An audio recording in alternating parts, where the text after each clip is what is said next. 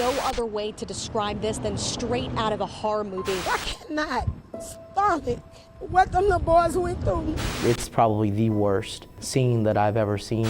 My brother is dead, and he must have been dead for a while. To see a child beaten, them being disabled is so wrong. Striking him in the face, feet, buttocks, back, his legs, and testicles. The little boy was beaten to death by his mother's boyfriend. The mom altered, destroyed, and concealed her son's body to get rid of evidence. She was able to rent 2 apartments, one fully furnished, the other to hide her son's body.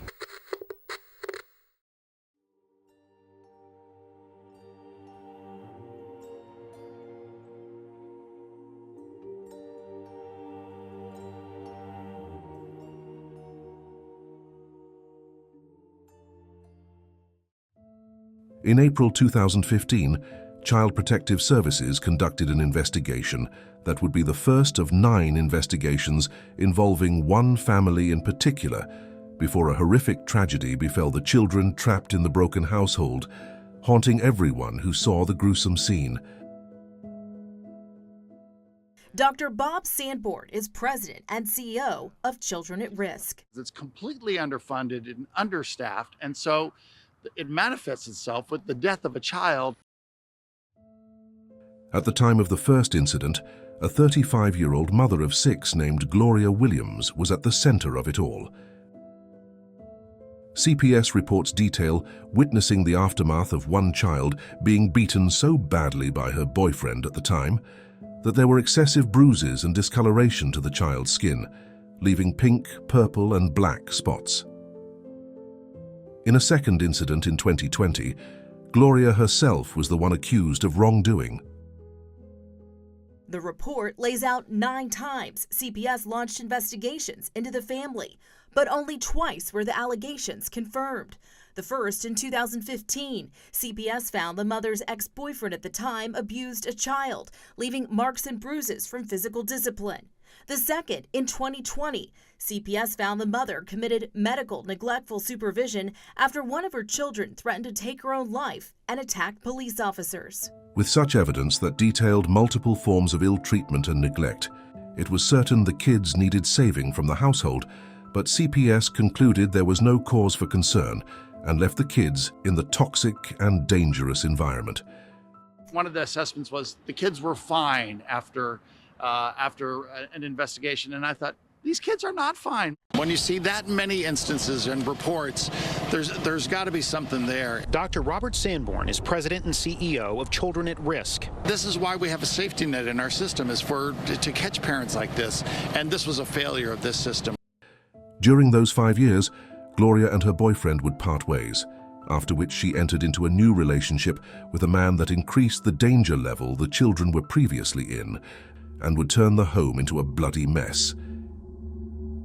He was 31-year-old Brian Coulter, the wannabe gangster junkie who indulged in numerous substances and was deranged in his alcoholic episodes. I smoke mad weed, I drink mad shit, man, look, I just do my fair share of things. If y'all watching, which y'all probably is, man, as usual, the police. But on the cool, y'all be safe out there too, man. These kids have gone through a number of partners, some bad, that Gloria brought into their lives. Gloria was first with a man named Courtney Lee, who fathered 3 of her sons, in particular 8-year-old Kendrick, who would suffer a horrific end in time to come. Gloria and Lee went their separate ways in 2012, and according to him, Gloria disappeared with his kids when he moved on and got married. From there, it was a downward slope. She entered into a relationship with an ex-con named Daryl Towner, who she met at a local homeless shelter where she was living at the time with her children. They got married on October 10th, 2017, before he passed on August 9th, 2019, from underlying health issues. Somewhere between the timeline of leaving Lee and marrying Towner, she had a relationship with a man named Jonathan Kirklin, with whom she had a son. Jonathan was eventually out of his son's life after he was in and out of prison, one time for a domestic dispute with Gloria. During the time of his incarceration, Gloria and her children were living at Jonathan's mother's house, but soon after, his mother allegedly told her to move out because she was allegedly bringing strange men around when she was at work. Now that the already strenuous and unhealthy past of the kids is known, that brings us to her current boyfriend and soon husband, Brian Coulter. Gloria, Brian, and 5 of her kids lived at this housing apartment at Greencrest Drive in Houston, in an apartment that would become known as Horror Apartment 531, because for the kids, it wasn't a loving home, but hell on earth. Tell me in comparison, where did you live next? I'm in the same building. We're all in building 5. I'm 518. I'm at the bottom. They were at 5. They were on the third floor. 531. It didn't take long before Brian began locking them in rooms and ill-treating the kids. Prosecutors said her son told investigators Coulter's drinking led to the abuse. He stated when the co-defendant would drink beer and alcohol, he would get very strong. The kids described how they were often locked in a bedroom and couldn't leave unless their mother's boyfriend allowed them to.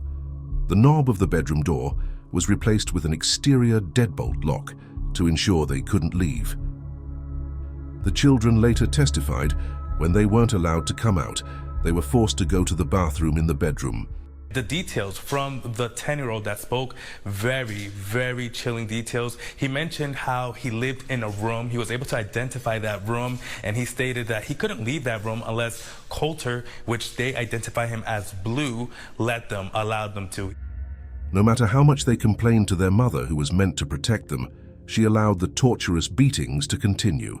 He also told officers that the co-defendant, who is the boyfriend of this defendant, would lock them in a bedroom and he would hear them hitting his brothers while he was in the room with them. He stated he told this defendant about the conduct, but she ignored him, said she would talk with the co-defendant, and the 15-year-old stated, quote, that never worked. The kids recall that to add pleasure to his sadistic thrashings, he'd wear a diamond ring, so the punches would have an extra painful impact and damage. According to a newly obtained search warrant, one of the children says Coulter would, quote, do the worst things ever by wearing a square diamond ring when punching him in the jaw, making the child unable to eat. Oh, y'all ain't seen that. She gave me that for Valentine's Day. Don't get it twisted like my wife ain't got me a up ass on or something. That shit crazy. What's even more heartbreaking about their situation is that 2 of Gloria's children were on the spectrum, and the youngest, 8-year-old Kendrick, was autistic and non-verbal. Investigators also believe that 2 of the boys are on the autism spectrum. Kendrick was autistic. To my knowledge, when he would come around our family, all he did was smile. Cousin Yasmin Craig says Kendrick was mostly nonverbal.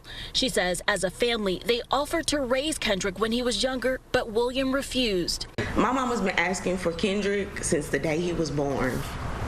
All because we knew that all these kids, eventually, she was not going to be able to be the best parent she can be. Her eldest daughter at the time realized that if she didn't step in for her siblings, it would surely be the death of them all. But according to their grandmother, when the daughter tried to intervene, her mother, Gloria, put her out on the streets. And she just got tired of, seeing him try to abuse her siblings. And when she stepped in to try to protect them, Mom put her out. That grandmother, who had already taken custody of Gloria's youngest daughter, also took in her 15-year-old daughter, who had nowhere to go. She told reporters her granddaughter had spent a year in the streets before ending up in the hospital. Luckily, CPS reached out to the grandmother, and she took her in to live with her sister. That was her saving grace, because the horror that happened next to her brothers left everyone with their stomachs in a knot. She has custody of one of them, a 13-year-old girl, who she first brought into her home at just 2 weeks old. Mom was very unstable. She was sleeping on the floor at her grandmother's house with the babies, and so I just asked her to give her to me. Another one of the children, a 17-year-old girl, wanted to come live with her. The week of Thanksgiving, between November 20th and 23rd in 2020, Brian was out for blood and targeted 8-year-old Kendrick as an outlet for his rage. The siblings witnessed the brutality, recalling Brian kicking, punching, stumping, and wailing on Kendrick about his body, with everything right down to the kids' own toys. They watched as their brother was pummeled until his eyes were black and he took his last breath. The boys both said they saw Coulter beat Kendrick to death, punching, kicking, even hitting the 8-year-old using the children's own toys, a plane, and Spider-Man figurine. Officers also spoke with the 10-year-old complaining witness who stated that he was actually in the room when the co-defendant assaulted his deceased younger brother, striking him in the face, feet, buttocks, back, his legs, and testicles with closed fists and feet.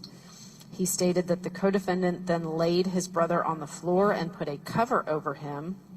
The 7-year-old child was also interviewed, who stated that he saw it when his older brother, who is now deceased, was injured. He said he saw the co-defendant punching his brother, that his brother was lying down and the co-defendant kicked him with his feet, that his brother was not moving and the co-defendant continued to kick him and stared at his younger brother as he kicked him. He stated his younger brother's eyes were black and that he stopped blinking during the assault, that they pulled back the covers and saw that he was really dead and saw roaches everywhere on him. That's enough to break the mind of the strongest adult, so imagine how those kids felt in that moment, hearing their brother's cries in pain, only able to watch it happen. What's worse is that their mother came into the room and saw Kendrick deceased beneath a blanket that Brian tried to hide his body with. The kids recall her crying and getting into a fight with Brian, but the craziest part is that's where it ended. They left Kendrick right there deceased and continued with their relationship and life in the same apartment. He stated that the co-defendant then laid his brother on the floor and put a cover over him, that the defendant then came in the room to check on his younger brother, saw the body under the cover. She began crying, then made him leave the room. The 10-year-old stated that the defendant and the co-defendant then began fighting because the co-defendant had killed his younger brother. For you as a mother to watch somebody do that to your child, that's not a mother. A mother doesn't do that. A mother take care of their kids. Yeah. A mother feed their kids. Yeah. A mother send their kids to school. Yeah. A mother hug their kids. Where were the parents? Obtained text messages between Gloria and Brian show the mother telling her lover that Kendrick was covered in feces and appeared deceased. You'd think a mother would break down and get help, but instead, she told her lover to clean her deceased son up, and that was that. We heard a lot of testimony about some text messages that were sent back in 2020 by defendant Brian Coulter and his partner Gloria Williams. In those messages shown and read in court, the mother of the children, Gloria Williams, is accused of telling Brian that 8-year-old Kendrick had feces on him and wasn't moving. She went on to say her son looked dead, asking Brian to clean him up. In later messages, Brian is accused of telling Gloria that it was all in God's hands and not to worry. On November 23rd, Brian was found with Gloria in a vehicle and arrested for being drunk and in possession of a firearm at a convenience store. The cops had no idea the heinous crime he had carried out, so he spent 6 days in jail before being released on November 29th. Police chief in Luling, Texas, about 2 hours west of Houston, says Coulter was arrested there last November after officers received a report of an intoxicated person at a Buc-ee's, possibly armed with a handgun. They did find him to have a weapon on his person, and because of the fact that he was in possession of marijuana at the time, even though he was did have a license to carry that constituted unlawfully carrying a weapon, he was arrested on that charge. The police narrative says Gloria Williams was in the same car as Coulter. It was just Coulter and Williams in the car. There were no children in the car with them. The chief says Coulter was booked into jail on November 23rd and bonded out on the 29th. Harris County authorities believe this arrest, or his arrest rather, happened around the time they say Coulter murdered Kendrick Lee. They returned and it was routine as normal, even with a decomposing Kendrick in the apartment. And the kids were still being hurt by Brian while Gloria did nothing.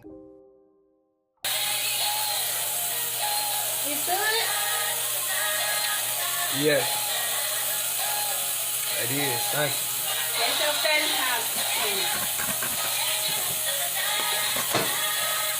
Best steak I ever had in my life. Better than cheddar and cheesecake factory. Yeah. In fact, it appeared to strengthen the love Gloria had for Brian because they got matching tattoos to serenade their bond as husband and wife. This unearthed clip between the two shows just how disgusting they were towards the kids. While Gloria and Brian are in the kitchen having a grand time eating and laughing, the oldest son tries to sneak into the kitchen, probably without Brian seeing him, to get something to eat. But Gloria turns in a jump scare, and her reaction was to scold him, while Brian turns and says something that shows he has no respect for the family. It almost appears the kids were prisoners with no freedom or basic human rights. Nah. Don't worry about that. Don't worry about that. You ain't gotta say nothing. Don't sneak up like that. I already seen that. The months passed, and Gloria was posting up Valentine's Day gifts her husband bought her, as if her child wasn't rotting away, turning the apartment into a cesspool for bacteria and maggots after he killed him. If you pay close attention to some of the videos posted by Brian online, you can see a fly trap littered with bugs, a sign of the decomposing body. How they ate and lived without concern is unimaginable. Eventually, it got to the point where Brian and Gloria decided the apartment was too dilapidated and filled with the stench of death, because the kids recall seeing their brother Kendrick's body being skeletonized, with his hair falling off and roaches crawling all about him. The 10-year-old also stated that his younger brother was on the floor under the cover, that his body was a skeleton, and that his hair was off. They pulled back the covers and saw that he was really dead and saw roaches everywhere on him. Instead of finally doing the right thing and reporting the murder to the cops to get her other kids to safety, Gloria instead shoved the decaying body in the closet to rot and moved to another apartment with Brian in March 2021, abandoning her kids to live in the apartment by themselves with their deceased brother.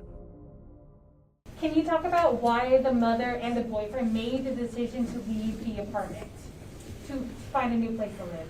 Well, I would absolutely think that common sense would tell you that they're distancing themselves from a dead child, and they know that it's gone on for, by the time they moved out, you're talking about probably 5 to 6 months after death. They know the entire time that there's a dead body in this apartment. Leaving the kids there in the apartment, yet those two, the two that are guilty in several different areas, they're going to separate themselves. So they go live in another apartment so that they don't have to be around them. What's even more disgusting about their actions is that it's alleged Gloria was using the government checks received for her disabled kids to pay the rent for both apartments. At that point, it began to appear the kids were only a meal ticket to her. Prosecutors also presented new evidence saying Williams was getting government assistance for her abandoned children.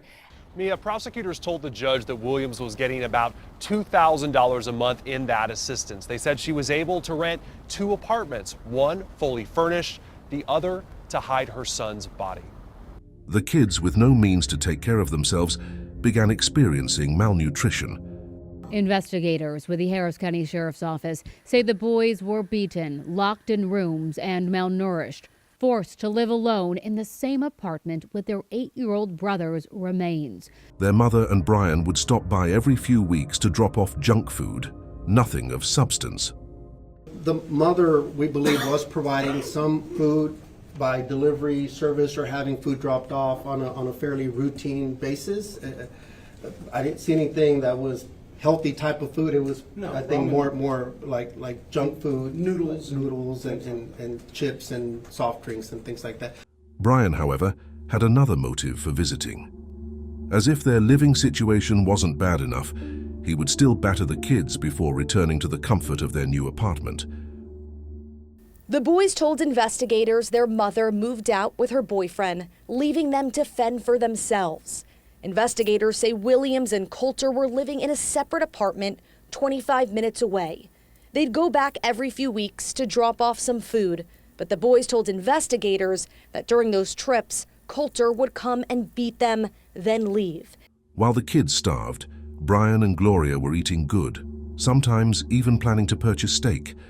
I don't know what I want to eat. You know what I'm saying? How y'all doing? Oh, I know. What? Steak and broccoli and cheese and shrimp and mashed potatoes. Now we gonna do those shrimp. We gonna do steak, broccoli and cheese. I don't eat nobody else broccoli and cheese. Investigators report that Gloria stopped bringing food for a couple of months, and that's when neighbors began noticing the 15-year-old boy as he would come asking for food.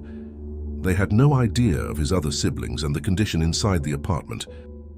Neighbors I spoke to back in October told me the big brother would leave the apartment occasionally to ask them for food, but he wouldn't say much. Neighbors say they didn't know they were also feeding 2 other boys trapped inside the apartment. The mother hasn't been back in months. The 15-year-old relying on his neighbor, Erica Chapman, who started giving him food 6 months ago. He would not eat anything that you made. You had to buy it. Like, it had to be a salad that was closed from the store, or a pizza, fruits. It had to still be in a bag. Another neighbor also supplied the boy with food and recalled to reporters of one time he caught a glimpse inside the apartment. It was like a landfill of garbage. Troy Thompson also was feeding him. He once got a glance inside the apartment. The house is empty. It's not furnished. It's just like trash. At this point, the scent of decay from Kendrick's deceased body began escaping outside. Neighbors caught a whiff of the pungent aroma and reported it to the management of the apartment complex. But sadly, they ignored the complaints of tenants.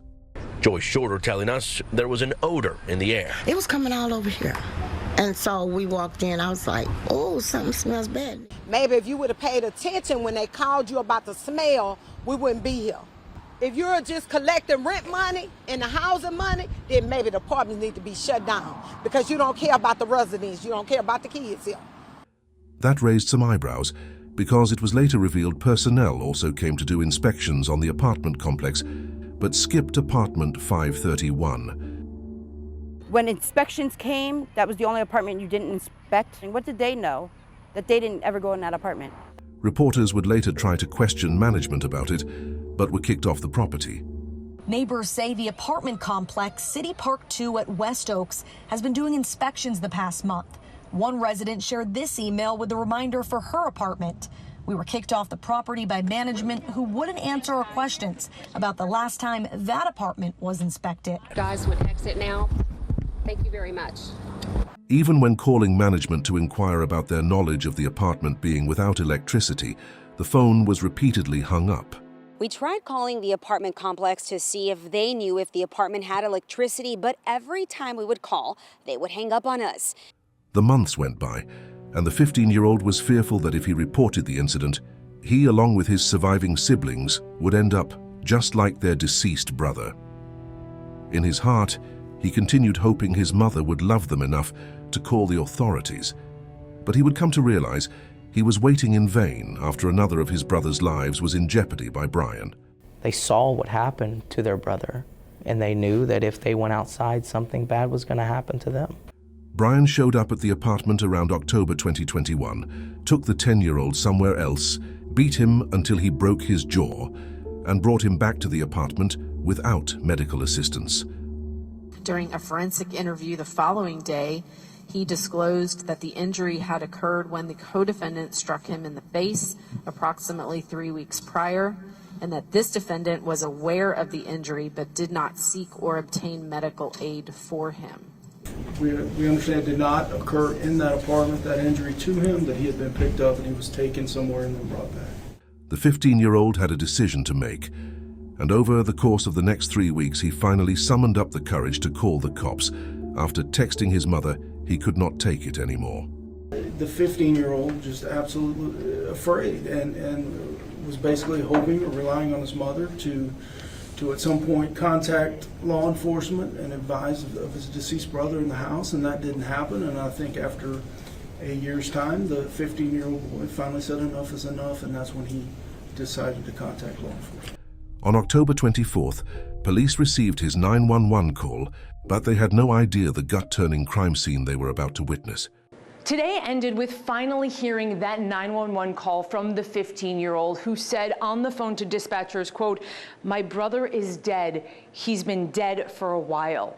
Well, my brother is dead, and he might have been dead for a while. His name is Kendrick. And for a while, how long has he been dead? About almost a year. Deputies and officers described the nauseating condition of the apartment these kids were left in. Just hearing the details of what officers found when they arrived gives reason as to why many of them said it was the most traumatizing crime scene they encountered in their careers. And I'm going on law enforcement 10 years now, and I think it's probably the worst scene that I've ever seen. In my long time of working homicides, this one's up there. You know, this one affected us. We saw soiled carpet, no furniture at all. No bedding, no blanket. Sheriff Ed Gonzalez also says the apartment was infested with bugs. It was a very distinct smell. There was no furniture, there was no lights, there was no electricity. There were roaches everywhere. These children had no beds to sleep on. You know, they barely had something to cover up with. The surviving kids could do nothing but run and hug officers who came to their rescue. Finally, some form of hope shone through the darkness plaguing them for the past year. Deputy Craig, who interviewed them, tells me the boys hugged him. Help had finally come. It's heart-wrenching, you know, and, just, you hug them back. The 10-year-old required surgery to fix his broken jaw, while the others were in a state of trauma, with their eyes looking on the brink of insanity. Investigators say when the boys saw officers, they were relieved, but visibly scared. They still had that fear in their eyes because they didn't know what was coming next. They were very sweet children, very nice, very well-spoken. And from the very beginning, everything we asked them, they were just straightforward. But, at the same time, though, you have that 1,000-yard stare, that blankness in the eyes. On Tuesday, October 26th, just 2 days later, detectives were hot on Gloria and Brian's trail. Realizing a target was on their backs, surveillance footage captured them at this library, looking at articles about themselves concerning the case. Thinking they were in the clear to leave, they exited the building only for a string of cops to block off their path and place the couple under arrest.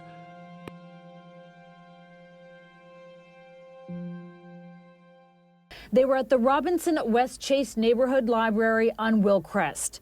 On this day, as national interest in the shocking case increased, sources say the couple was at the library searching for news articles about it.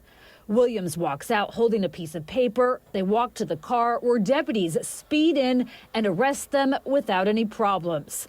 Their last taste of freedom. Brian was charged with capital murder, while the kid's mother was charged with tampering with evidence and injury to a child. Gloria was interrogated by detectives, and what she had to say shows how much she placed loving Brian over loving her own kids. And she stated that in November of 2020, before Thanksgiving, she had gone into the bedroom where the deceased complainant and 2 other children were at. She witnessed the co-defendant punching her now deceased son.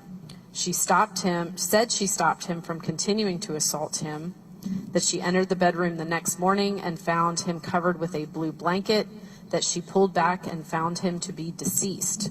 She confronted him, the co-defendant, who stated he was sorry that he lost it and punched him, and continued punching him until he went to sleep. The co-defendant told her that he covered him up with a blanket after he went to sleep. The defendant admitted that she knew he was deceased in November of 2020, but did not notify law enforcement at the time of his death because the co-defendant had told her not to. She was afraid that the children would be taken by Child Protective Services and that she would go to jail. The mother, Gloria, was interviewed later by reporters in a jail interview. That's where she began contradicting the original statement she gave to detectives. From inside the Harris County Jail, KHOU11 News asked her what happened. Williams told us, "I'm sorry, I didn't do it." We asked Williams if she knew Lee was dead. She told us no. But according to court documents, investigators say the mom altered, destroyed, and concealed her son's body to get rid of evidence. When we asked Williams why she left the kids alone, she told us, "I checked on them every 2 weeks." But when we questioned her further, she didn't want to elaborate or provide any more answers. In April 2024, justice came when a now long-haired Brian was sentenced to life in prison without the opportunity for parole. The court hereby finds you guilty of capital murder. I hereby sentence you to life without parole. This is probably one of the most horrific set of facts that I have ever had to witness. Those children have haunted me this last week. And I hope, sir, when you're in prison, I hope those same boys that have haunted my mind haunt yours. In October 2024, Gloria pleaded guilty to her charges and is expected to be sentenced on November 11th, where she too will face justice for her unforgivable actions. The irony is that both Gloria and Brian lived by the slogan family over everything, even getting matching tattoos with the words. The truth is that they knew nothing about loving their family. May Kendrick Lee rest in peace and his siblings get the help they need to overcome their traumatic experience. I hope their new home gives them the love they deserve. For more true crime documentaries, check out one of the videos on the screen. This has been an episode of Mysteries, where true stories from around the world come to life.